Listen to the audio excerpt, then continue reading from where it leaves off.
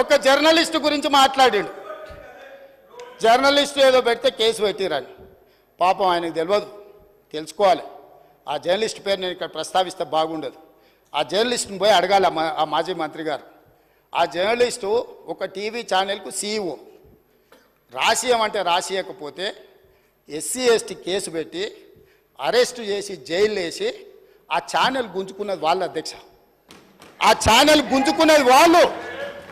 ఏ జర్నలిస్టును ఈరోజు కేసు పెట్టిరని చెప్తుండ్రో ఆ జర్నలిస్టు ఒక ఛానల్ సీఈఓ ఉంటే ఆ ఛానల్ వాళ్ళకు వ్యతిరేకంగా ఉందని ఆ జర్నలిస్టు మీద SC ST case Banjara Hills police స్టేషన్లో పెట్టి జైలుకు పంపించి నెల రోజులు జైల్లో పెడితే నా అడ్వకేట్ను పెట్టి నేను బెయిల్ ఇప్పించిన అధ్యక్ష. వీళ్ళ దోపిడీ ఆ ఛానల్ గుంజుకున్న విధానం ఇవాళ చర్చ చేయడానికి సిద్ధంగా ఉంటే రమ్మని ఉన్నారు అధ్యక్ష. వివరాలన్నీ నేను బయట పెడతా.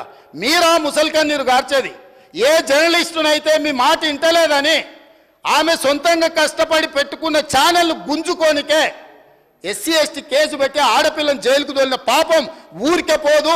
అందుకే ఇవాళ మీ ఇంట్లో జైల్లోకి పోతున్నారు అధ్యక్ష.